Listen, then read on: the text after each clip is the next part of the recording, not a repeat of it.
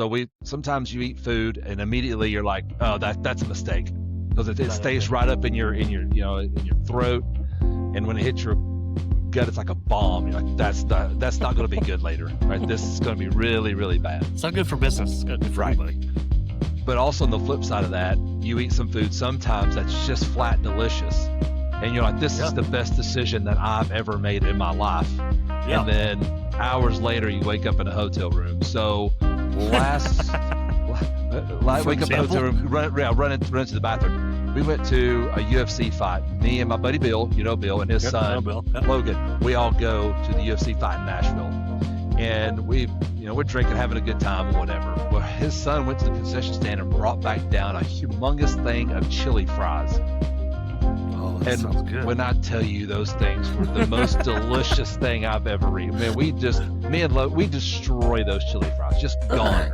Just this is great. We're like 6-7 rows up from the cage, watching fights. Yeah, watching fights, and we're eating these chili cheese fries and just loving life. And about 2 a.m, I wake up, and it's immediate. There's no wake up. I kind of feel bad. Man, maybe I need to go. You wake up, eyes wide awake, like it's happening right now. And I run to the bathroom and get rid of all those chili cheese fries, which was just disgusting. That's disgusting, right? Yeah, right. Yeah. But the thing is, it was just like maybe just one meal too many, or just a lot of grease. I don't know what it was. I come back, I go back to bed, go back to sleep, wake up about 6-7 o'clock in the morning, yeah, and feel fine. Get up, go to a Pancake Pantry in Nashville, eat breakfast, come on home. Everything's business as usual. It's funny how your body's like, get it out, and we'll be fine. Just get it out. Ejection, right? Yeah. Ejection. That. Yeah. Well, speaking of ejection, that's what happened to Sharon Moore about 2 weeks ago, and they have replaced him today. Official announcement coming soon, press conference, whatever. But Michigan is set to hire Kyle Whittingham, Utah's coach for the last 21 years, been at Utah for 31 years, something like that, as their next head coach. So we'll have to get into that at some point. We have games to cover, first of all. We are your hosts. That's Chris. I'm Brian. This is Health We Know podcast. We are your college football particular podcast. In the off season, we'll talk some other things, but for right now, we're in the meat of the playoffs and bowl games and hirings and firings and arrests and all kinds of things. So we should probably get into the games that happened last Friday. That was the only two. Only two. Yeah, exactly. Right. Yeah, there's not much to talk about on. No, unfortunately not. And honestly, the first game was like, okay, well, yeah, it was a good game, but not a great, not a lot of fireworks. Just kind of. Now the conditions made it so, though. I mean, the winds were constant 15, gust up to 30. You can't. Yes. And we'll talk about the game. But if you're like, man, I mean, how can you be so bad throwing the ball and everything? Here's what you do: go out and get you a football at the Walmarts. Run out. When next time there's a thunderstorm with 30-mile-an-hour wind gust, go out and throw that football around the yard and tell me how accurate you are throwing that ball in that wind, and then come tell me. So noodle arm or not, I don't care how strong your arm is. Doesn't matter. That ball ain't going anywhere. No. You're not going to win that against Mother Nature. Or kick it, apparently. Kick it. Yeah, that's a good point. Yeah, the kickers, obviously, we're talking about the Miami Texas A&M game. Let me get this up here. There we go. This game was on paper going to be good. So we got a couple things to talk about. One, the game itself, and two, how we did on our picks. Not just this game, other games as well. And if we made any, as they say, cheddar. I think that's the word. Cheddar cheese. Cheddar cheese. So, this game was, it was not great football. Now, part of it, like you said, is the weather and stuff like that. But I think what ended up being true is that we were right that we're going to trust a senior veteran quarterback than a young, super talented Reed to make the plays in the end. I mean, and that's had a shot to win, throws an interception, and that's just how the game ended up going. And it was zeros at halftime, If that and tells you anything. Yeah. yeah, 3-0 after three, and then I'm being 10-3. I mean, the game, I guess, is I don't know the touchdown, the solo touchdown. Um, that was late. What was it? Within under 2 minutes to go, something like that, Right. minute and a half. I forget what it was, but he probably should have been just gone out of bounds. But you know, Well, we talked it about on was the hard text to. message, didn't Yeah, we? yeah, Yeah, she we sure were, does. we were Like mentioning that on would the have text message. sealed it, but like, Uh-huh. but that's hard to tell a 18-year-old in a game like this to go out of bounds when you got ultra talented uh, wide receiver like that kid is, and he's gonna get in. They can just hope the defense can make some stops, and sure enough, they did. So Miami moves on.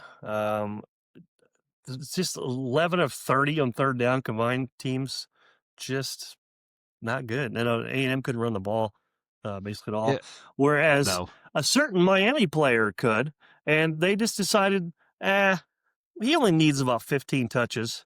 Fletcher was incredible from the get-go. In Miami, again, that's also what we talked about. They need to lean into him. You can't throw the ball, right? And they're not throwing the ball well at all. Fletcher is gashing him for 4, 5, 6 yards at a chunk, and then they would just not give him the ball. And it was like, oh, Chris Jamal's special. You got a guy who can just carry the team, and in particular, Cristobal, I remember him saying specifically, we need to run the ball better and lean on that. And he comes out in the third quarter and didn't do that at all. Mark Fletcher at the beginning of the fourth quarter had about 12 touches, something like that. Yeah. So I know you Yeah. watched this game. That was my impression. What did you have anything different or No, pretty much the same. I yes, feel yeah, like Malachi Tony is a heck of a player. He is a yeah, superstar. That's true. I feel like that A&M knew that he's a mhm, superstar as well. They keyed on him. They followed him sure did. around. They did everything to try to bottle him up. And Miami force fed him the ball. Yes, Like you talked about with Mark Fletcher Jr. He would gash him 4 or 5 yards and get going. And right from the get go, it felt like he had a really good feel for the A&M defense. Whatever yes, that was, he just had. So you just can't explain it sometimes. Sometimes a player comes out, you're like, oh, he's going to have a big game. Like you just kind of know it immediately. And hmm and like we were talking about in the text group, it was like he just feels like he's got a really good feel for this A&M defense. Now, whether they were out of the box a little bit to keep an eye on Tony, and then that allowed him to run the ball more effectively, that could have been it.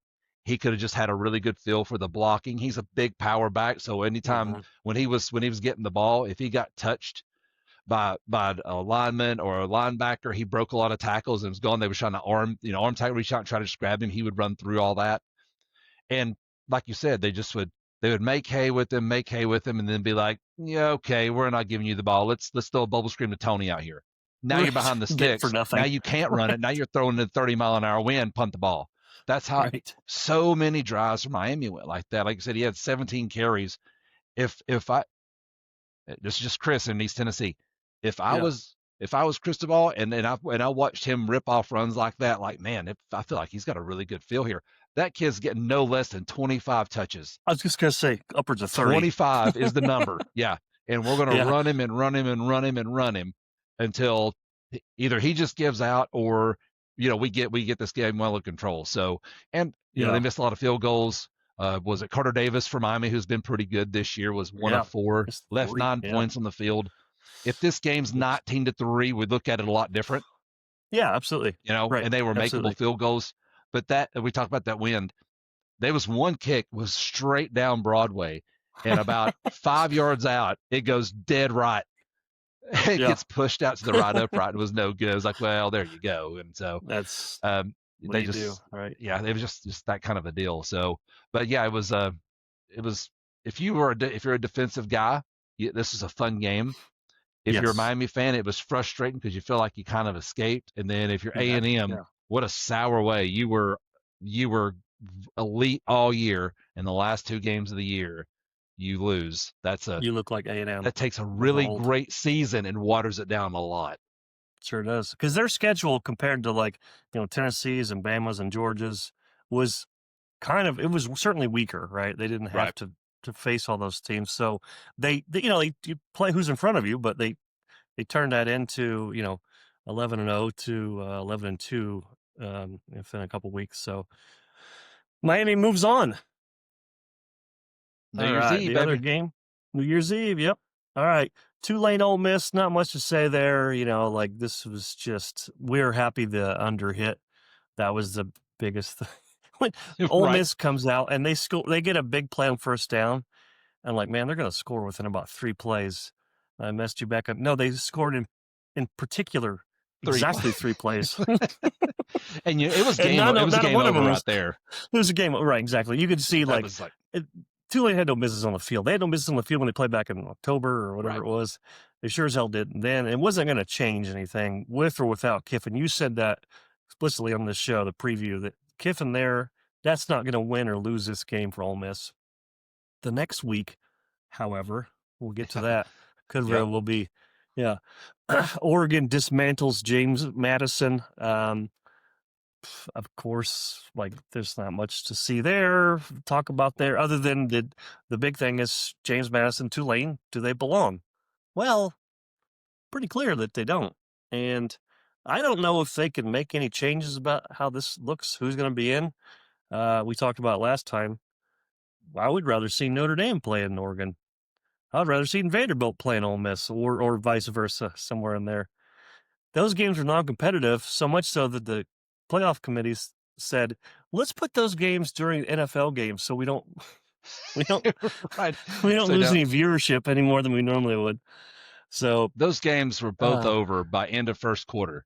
By the end of the yes, first quarter, both those ball games were done for all yep, intents and purposes, just done. And like you said, we in the last show, and like what a missed opportunity. I mean, those games would have been lit with Notre Dame and Ole Miss playing that first jeez, round, and Diego Pavia up in Oregon playing. And I mean, and down the road, I mean, they're going to make changes. I think you're always going to sure, have a Tulane or a JMU or a Boise in probably, every year. I think that's just baked into the cake at this point. But you can't yep, have two. You got to no, draw a line at two. You can't have two. And um, yeah, they just don't have the manpower. I mean, it's nothing against them. mm, They are what they they just don't. are. Right? There's a Yes, The state of Tennessee has 6 classifications in high school football. 1A teams yeah, don't play 6A teams for a reason. They're not the same yes. type of team. It And would look like this so, plus worse. right. And so it's just they'll fix it. I'm sure they'll make an adjustment with ranking or something next year and make it better, hopefully. But you're still going to get the Tulane, the JMU, the Boise, the UNLV, or whatever it is. Right? They're still going Pick to one, get yeah. in, and I can live with that. I guess I'd have to live with it if I had to. But what I don't want to live with is two Right, of them, or even worse, right, three of them making it when it goes to yeah, 16 teams or something like right. that, and Which then is you're just watching really bad football. Yeah, then it's And like then why are we having the playoff? Because you're just having games to have games. We don't. right. It should be competitive, right? Like the playoff when it was 4 or 8. It's competitive. You start getting further away. Whether they're ranked in the top 15 or 16 or whatever it is, like they're gonna have to take into consideration with these last 2 years, this year and last year. How are you going to put teams in there? Without getting sued, I don't know, some antitrust law or something like that from Right. the other conferences, but there's got to be some way around that so we don't have these games that are like no one is tuning in for. Is it big enough of a priority for the NCAA and the committee? Let's just hypothetically, like we did a little bit last show. If you're in that boardroom, in that meeting room, and you're like, you know what, we're not going to do this. Someone in that room during those seatings and during that a couple weeks ago, whenever it was, had to say, surely, and that's something else. I'd love to have a live Right. feed inside that room, a Yes. live Right. feed. Let's see what they're talking about, how they come to these conclusions with these teams, and why they come to this conclusion with the rankings. They're trotting out Yes. the committee chairman at the end of it and answers just some Right. BS questions by Reese Davis, Right. right? Exactly. Right. But there's someone in there to speak up and like, hey, this game is trash. What are we doing? Right. And use that phrase too. Yeah, This game is going to be we're trash. sending James Madison to Eugene, Oregon to play. I mean, we're supposed to be figuring out who the best team in college football is, and we're sending James Madison to Oregon to play. What are we doing, guys? And would it have been worth it to be like, we're changing this? We're not putting these teams in. We're putting Vandy Right. in. We're putting Notre Dame in, and we're going to live with the Sue us. lawsuit and pay the money Right. and pay them because Because it'll litigate for years, and you pay the money. ESPN's like Disney are like, fine, just go ahead. But We'll take you to we'll see you in court. That's fine. the Go ahead. only two fan bases the people that had a problem with it is JMU fan bases, right, and Tulane fan base. That's the Right. only people in the country that have been like, well, that's bullshit. Everyone No, else would have been like, exactly. oh, that's Right. perfect. Yes, these are the Right, games yes. we want. Wow. Finally, Yeah, a decision these was are made that was good. yes. Finally, the NCAA did something right. Hallelujah. Right. So, but they didn't, and this is what you get. They didn't. Here we are. Yep. Now there was one game on Friday that was legit, and that's the Alabama-Oklahoma game, and it looked like Oklahoma was just ready to go. It's going to roll out through this game and come out and score. Let's go to the box score. 17-0 17-0 to start the game. 17-0. Oh, in a hurry. And then a hurry, and then tragedy happens to OU. They miss the guys wide receiver drops a wide open, kind of probably gonna tiptoe into the for a touchdown. Next play, the punter drops the ball. Was the punt blocked? I forget. No, it was blocked after he dropped it. He just flat out dropped it. Yeah, dropped it. He just tried to pick it up dropped and kick it. Yeah. Yes, and then so Alabama takes the ball and then scores shortly thereafter, and going from 24-0 to 17-7, 17-10, and then 17-17 at half. Well, you could feel the air come out of the sails in Norman there, couldn't you? The pick six took the air straight out of the stadium. Yes, that done. was it. Right. Yep. Right. And he threw it right to him in the wrist. Yeah. He sure did. Yeah, that was a bad throw. Well, and Mateer's been good for that, for a bad throw, bad decision. He made some against Michigan, even in a loss. I mean, or a win. Right. Made some other ones. So that's sort of like this is who you get. You're going to get some big plays, some running plays, but you're going to get this poorly timed. If there's any good time for an interception, but this one was very poorly timed. And then Ty Simpson made enough plays, 230 yards, 2 touchdowns. Bama couldn't run the ball at all. I mean, but that's been true all year, so that's not that crazy, honestly. And then Oklahoma couldn't run the ball either. So no, neither team did. The did. defense and special teams kind of just did Oklahoma in, and that was the end of it, really. Same thing did Alabama in Tuscaloosa earlier in the year. Same exact thing. Sure just flip the script on them. And Yep. this game, I mean, getting down 17-7, then you proceed to outscore them 34-7 for the rest of the game. Mm-hmm. This is a testament to Alabama's schedule. That's what won them this game, is playing that schedule. They had a hell of a schedule. They really did. Playing Georgia twice, Oklahoma. Right. You got Tennessee, who's a bowl team, right? Missouri, they go to Missouri and win a big game. Auburn's, of course, they're not very good, but LSU, all bowl teams. Vandy, yep. Vanderbilt. I mean, they just team after team after team that come after them, and they're a really tough group. They're going to be a tough out for Indiana in the Rose Bowl. Absolutely. If you're not a U fan, right? You're playing Alabama. It's Alabama. I know you have a great run, but it might very well end. Well, next it's weekend. The ceiling that scares you. That's the problem with Alabama. With OU, their ceiling, right? They're not very good on offense. Right. They got an elite defense, and that's just what they've are. That's what they've been all year. They've leaned on special teams and getting defensive turnovers, short fields, and scoring.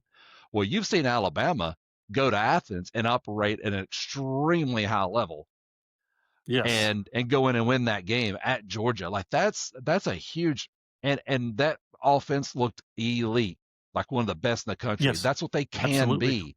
And if you're Kirk Sitnetti and you're sitting at home, you're praying OU pulls this game out, because that game gets a lot easier if it's OU, because you know what OU is. Absolutely. With Alabama, like, damn it, if we get Ryan Williams and Jeremy Bernard going off and Ty Simpson's comfortable in the pocket making throws, Alabama won't We're run in the ball trouble. very well, but All right. they will.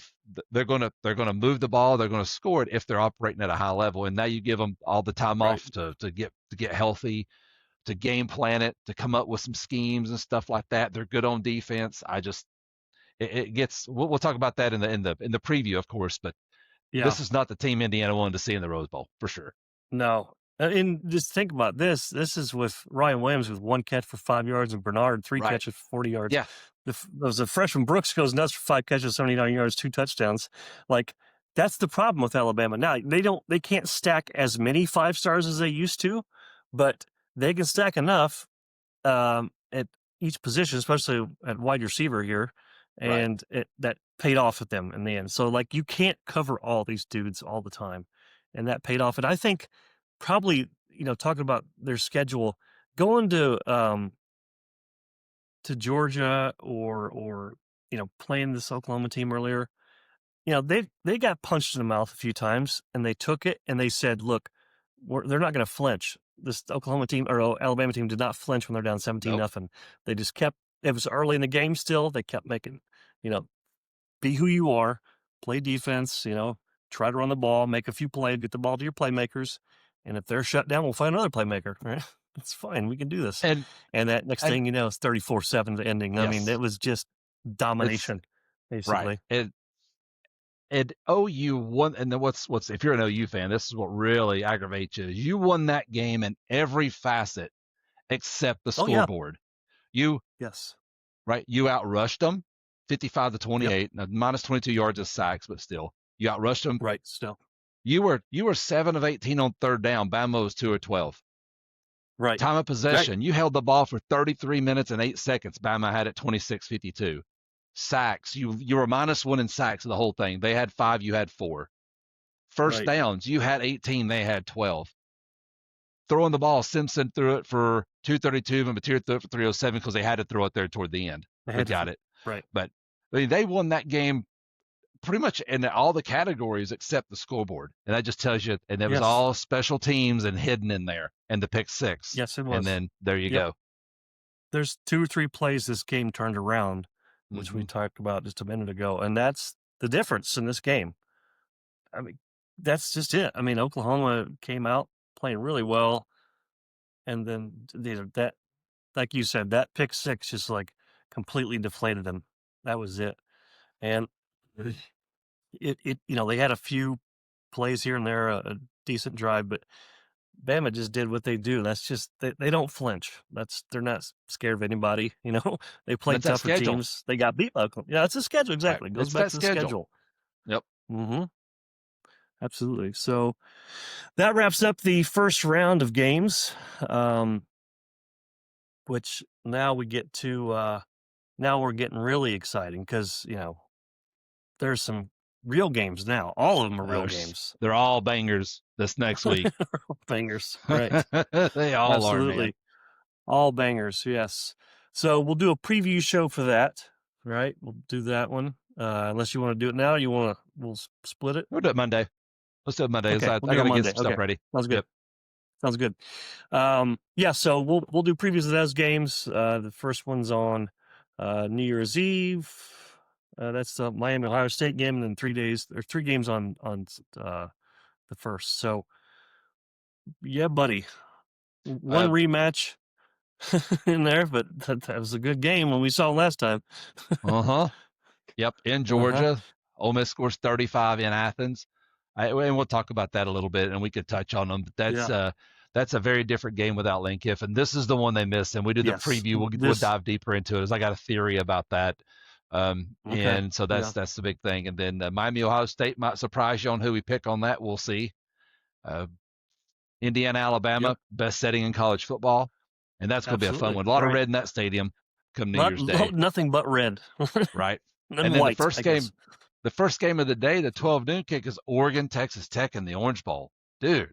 Yeah, that's a primetime game. Yeah, normally, but then you have these other games that you can't. So that's exciting. I don't.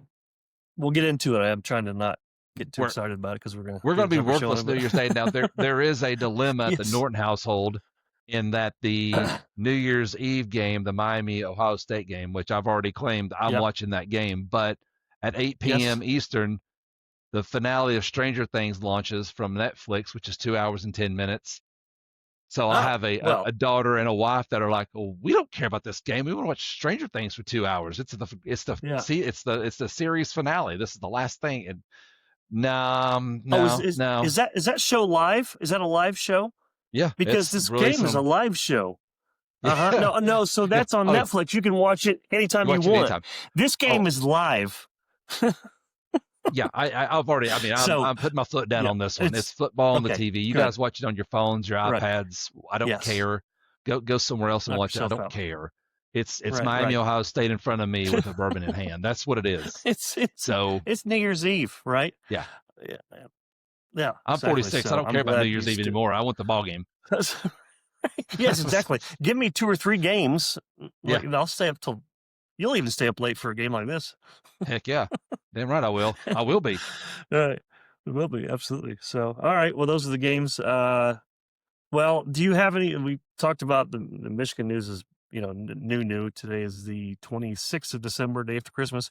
Michigan, like I said earlier, hires Kyle Whittingham, who stepped down, I gather, semi-retired, odd, huh? Pushed out, whatever you want to call it. He's no longer going to coach at Utah. Michigan's looking at Kalen DeBoer and Dillingham, and all these names come up, including Jeff Brom, which was just kind of a smokescreen. There was no real interest there. It was just I think more like agents throwing names out, trying to get some bigger paychecks. So at first glance, I'm like, this is a terrible hire. This guy's 66 years old. He just retired or whatever you want to call it. Can he connect with the younger kids? Like, has he lost his fire? Has he lost his touch? They had a good season. They averaged 41 points a game, which, hell, I'd take that less this year. Michigan averaged about 25 points a game. And we know he's a hell of a coach, right? He's been there. Yeah, we said earlier this year he's a heck of a football coach. Absolutely. He's 3-0 versus Lincoln Riley in the last few years. Like, he's owned that game. He was, he lost his entire starting secondary in the Rose Bowl a couple years ago when they were playing Ohio State, or they would have won that game too. So this guy's a coach, and he's kind of like runs a Michigan West program. What do? They play solid defense. They're tough as nails. They want to run the ball and just be physical. Does that sound familiar? Because that's what the MO Michigan wants to be. Yeah, exactly. And then they also have run us spread concepts with some guys that wants to throw the ball on the field, and a true mobile quarterback that they actually take advantage of guys' legs, unlike this last year with Bryce Underwood. So after thinking about it for a little bit, and also warming up to it, are you? Also, but I'm quite warmed up to it, because also, like, there'll be no more nonsense of OnlyFans girls. I said to someone looked at his Instagram. He follows like 3 women, and one's his wife, and the other 2 is his daughters or something like that. So he hasn't been in there, made a post in 11 years. So there'll be none of that stuff. Like, a nice, good Mormon guy doesn't drink or smoke or anything like that. So, 66 maybe the new 49. I don't know, 55. It's still young. I mean, he's got a lot of life in him left. So, right. Well, I mean, you look at Saban. He coached into what?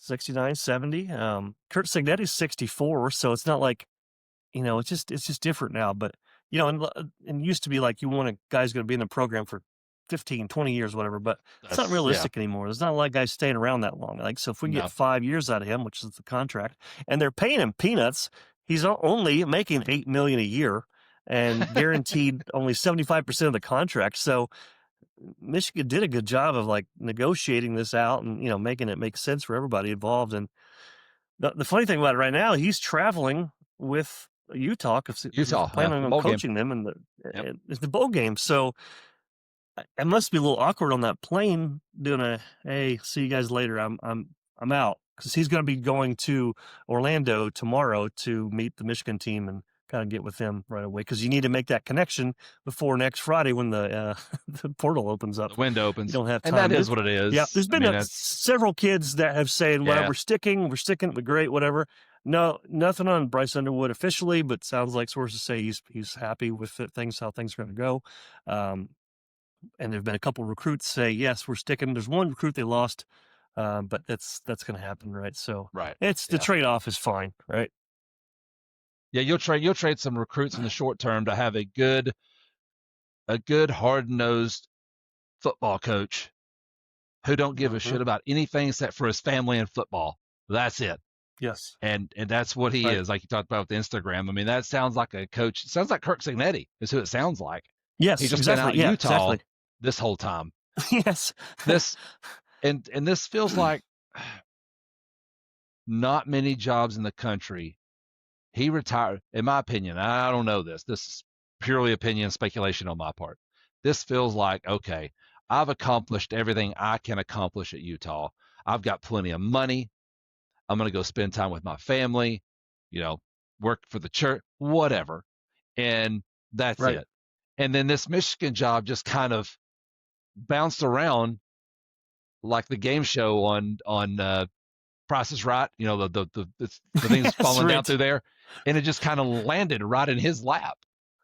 And Yes. his agent's like, hey, Michigan's calling, and that's one Yeah. of probably very few jobs that could What's have that? called What do you and say? right, yeah, and Winningham be like, oh, that's interesting because now he's never been in a playoff, he's never won a national championship, No. and you No. know the competitor and he wants to do those things, but Absolutely. it's just not possible at Utah. Where is it No. possible Right. though? Right? We It's have a place with Michigan. unlimited resources and money. Exactly right. Yeah, and I tell you what, I've got plenty of money. Pay me a good salary, but get me a good team. And because, in 10 years ago, the connecting with the kids and all that, and while it is still important, Yeah. it ain't the Absolutely. most important thing anymore. You know what the most important thing is now, Delaney? And it ain't connecting and being a Yeah. good The father old figure. checkbook. It is no. Exactly It's the right. checkbook. It That's is right. 100%. And so Right. that Right. 10 years ago, I would be inclined to agree with 100% of it. Is they just can he connect with the kids? He's 66. Right. He's kind of old. Is he going to go into a recruit's house and identify with them and all that and relate to them? You're a Mormon that's grew up. Are you really going to be able to do it? Right. Maybe not. Maybe so on some of them. But you know what you will walk in the living room with? Yeah, a a big old Bags. a big old Brinks Duffel truck bag. you're driving out in the driveway, and come Right. play for you. Want to win a Right. national title? Come play for me. I'm gonna do this, this, and Yeah. this, and I'm gonna pay you this. Okay, let's do it. And so I I think it's a great hire. I think they blundered and stumbled and everything their way into a great hire is what they did. Yes. They really did. It's And absolutely so the case. it looked bleak for a while, and then stuff started falling through. What are we going to do? I guess we'll hire some assistant somewhere, or some assistant from the NFL Right. or whatever. Just get someone in here, and then Kyle Winningham just lands right in your damn lap. That's Yeah. that's spelling Right. upward, man. I love the hire. I It think really in is. 5 years, I would be shocked if Michigan doesn't make a lot of noise in the playoffs in a year, maybe next year, depending on the money they spend. But definitely in Right. year two, make it when Underwood's a junior, right? Because you said that already. Yeah. He's Exactly. Michigan's got Yes. Underwood Exactly. playing That him was the now, and shooting for anyway. yep, Right. we want a year three where we want to make a run at a title. Well, that all still line Right. that'll change now. Heck, you're No, not going at to be all. better Nope. coach now than you'll be as good Oh, coach now than you did absolutely. when you won it in 21 or when 22, 23. 23, 23. Yeah. 23, yeah. 23. Yeah. Yeah. So yeah, you're going to 23. be as good a coach during those with those squads were. I mean, he is elite football coach. I said Right. I think it's a great hire. I'm A plus. I think Michigan Yeah. telling some shit, come out smelling like a rose. That's Then usually they end up like with Brady Hoke or right. or Rich Rod, who's pretty Most overrated schools clearly at do. the time. Yes. Most Right. schools do. Now, They and uh, yeah, and that's true. something real Yeah. quick, and something else that could have happened is toward the end of the year, whenever Michigan got rid of Sherrone Moore and all that kind of happened, his agent could have been like, "Hey, you interested in Michigan? Well, yeah, I'd go to Michigan. Well, they're really not going to. If you're with Utah and committed to Utah, you need to be that. So you need to make a move now. When that call comes down, you don't need to be attached to anything. And then maybe Right. that played a part on him, like, hey, you know what, that's a good idea. And I've been here for years. I've done what I can do. I can leave gracefully and not create a Lane Kiffin situation where it's a damn dumpster fire. Yes, I can leave it's on good terms with Utah and everything's right. fine. And if Michigan calls, great. If they don't, whatever. And they called, So, and yeah, bam, there exactly. you go. That worked out. Yeah, yeah. Yep. So one of the things that my understanding is that one of the reasons, whether he's pushed out or leaving, Utah signed this private equity deal to kind of bolster their NIL because they don't have the kind of cash that, well, in No. fact, BYU has started quite the big money cannon, and that's going to be hard to separate those two. I mean, they're 45 minutes apart as far as distance wise. So if you're a kid that's choosing between those two, the check's going to be bigger. It's going to be better. You're probably going to be choosing BYU. So they had to take this private equity thing, and I think that kind of rubbed him the wrong way. Hopefully, Michigan or the Big Ten doesn't go with that private equity firm that they were discussing a Does couple it months ago. But does that yeah, feel I like it don't. may be headed that way for I college love it. football? I think in some ways, it absolutely. I mean, Yeah. you think about the Big Ten's a good example. Yeah, Michigan, Ohio State, and USC, Oregon. Those are the top four. Throw Penn State if you want. They're the one that's basically subsidizing the Purdue's and the Illinois and the Northwesterns. They Right. were happy to take that $200 million cash up front, whereas Michigan, USC are like, this is not a good deal for us, right? Right. We're propping you up, have been for years, like with all the bowl money that's shared, that kind of thing too. So, which I get to some degree, you kind of need to keep those teams afloat. But like no, that's why Notre Dame doesn't want to. They don't want to share their money. Why would they? I don't blame them. They're making hand over It bit fist, them in right? the I ass mean, this year, but I if don't blame them. yes, it did. Right, exactly. Uh, So whether that, how that changes, I don't know. Next year's their schedule's a joke, so they should, easily slide in the playoffs. Um, but I don't know. Yeah, I think there's probably some truth to that. And everyone does the same thing. If everyone's, private equity controlled or whatever, the SEC as well, then it's sort of different, I guess. But right. it's just so weird, the money being thrown around now that's out in the open. It's been thrown around for decades, but now it's Well, out in the open and free. And Coach Ogeron talking about when it wasn't a few yes, years that's what I ago. was That's going to some say. good Yeah. stories, by the way. Yeah. It He was used to on be we bus with come the in the boys back a door. couple Now weeks we go in ago. the front door. You talk about a guy who's. I'm glad he's not coaching because he has time to do those kind of interviews and stuff. But Right. boy, that he's got some stories. I haven't even heard all of them. Right? I mean, that's his USC days, LSU days, whatever. Just full of baloney and just a great. He's so funny. Like I watched that pretty much all that whole uh show with between the clips and stuff. Like it was just each Right. one was better than the next one with him. Yes. He's something. And if he ought to do his own podcast, he ought to just do his own podcast, sit and just tell Seriously. stories and recruiting stories because he's got years decades and decades of them, and just Yeah. behind the scenes Lane Kiffin stories, behind the scenes Pete Carroll, the Tennessee thing Right. he's talked about a little bit. I mean Yes. the whole shebang. He would get paid so much money to just sit around and Oh, who tell would watch Ed that? Of Orgeron course you. stories. If you if 45 you minutes like and college football, you're yes, dialing into this. You're listening absolutely. to this weekly or whatever he does. He's gonna need someone to do all the producing and that kind of stuff. I don't think he'd probably be all tech savvy, but just give him a mic, some headphones, and just let him talk. Let's. Yep. He'd And eventually bring some coaches on. He talk. for He'd sure. probably bring on Kiffin. For example, and have a little back-to-back talk. Or they'd have to be careful probably with what they discuss. That was With Ed Orgeron, you better have subtitles on pre. too, because you're not going to understand everything that man says. So you better have the Yes. subtitles Right. going. Yes. Absolutely a good idea. Yeah, absolutely. So, all right. So that's the review of round one. Quick coaching updates. We'll be back on Monday to preview the games. For the games starting on New Year's Eve, the Ohio State Miami game, and the other three on the first.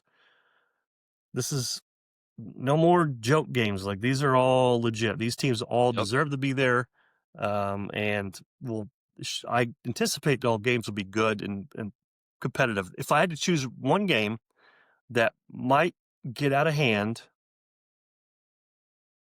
I think that might be the Miami Ohio State game. That's the only one. I don't know for sure. I think Miami's front four and that defense will keep them around. I wonder if they're going to be able to score enough. Of course, you can say about anybody too, right? Look, Right. like Indiana had the same problem. They may have figured it out. So otherwise, I think all the games will be competitive. Texas Tech, Oregon might be just the best one. That might be the game of the at day. noon. Or Alabama. Absolutely. When talking about games that could get out of hand and blow out, I think it could. If I had to pick one, it would be Georgia Ole Miss for me.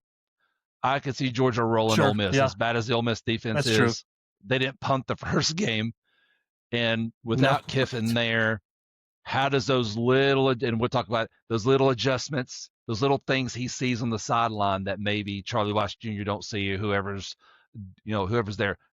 Kiffin sees stuff that other Right. coaches may not see because of the history and everything he has with Kirby Smart and all that.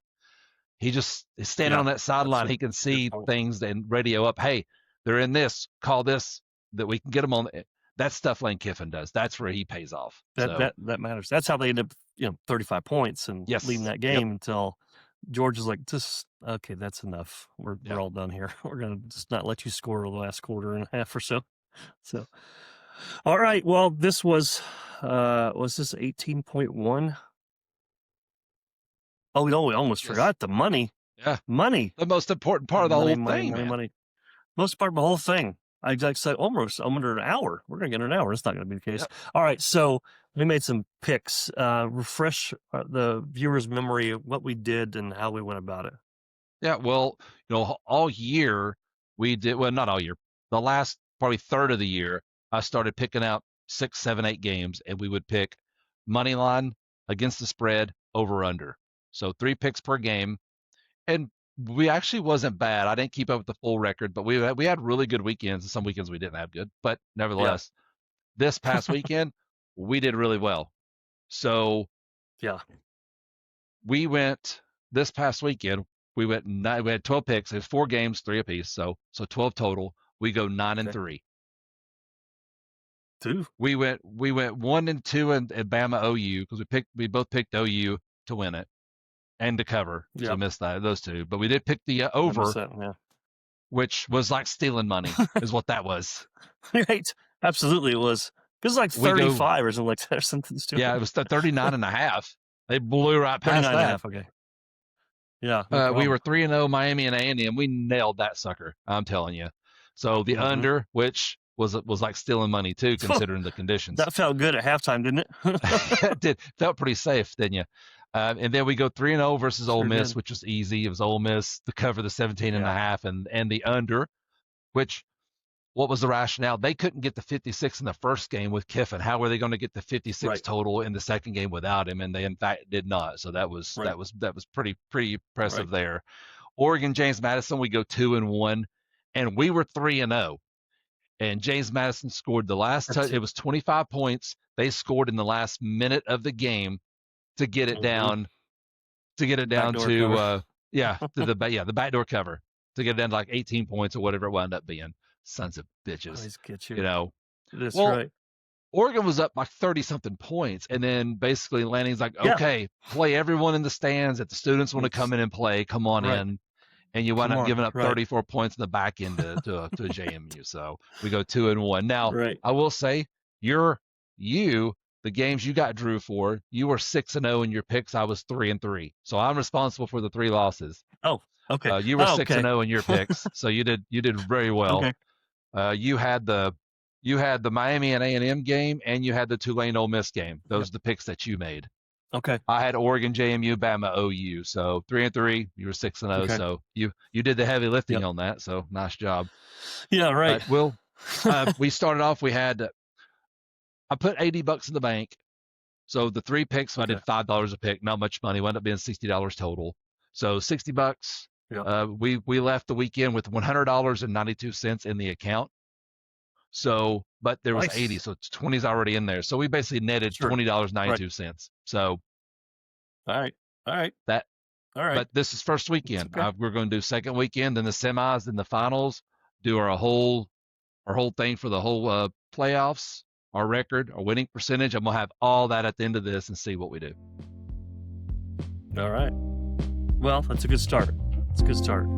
I'll take 9-3 next weekend too. Very good start. Absolutely. All right. Now, what did I forget? Anything else? I almost forgot the money. I'm giving them my names. I think that's it. I mean, this is That's it. not much to talk about. Next week's preview will be fun. It'll be much longer, and then the review I feel like it's going to be much longer too, because those games we're going to go over all those and break those down. Right. All right. Well, this now officially, that is Chris. I'm Brian. Hell If We Know Podcast. We're your hosts, and we'll see you on Monday.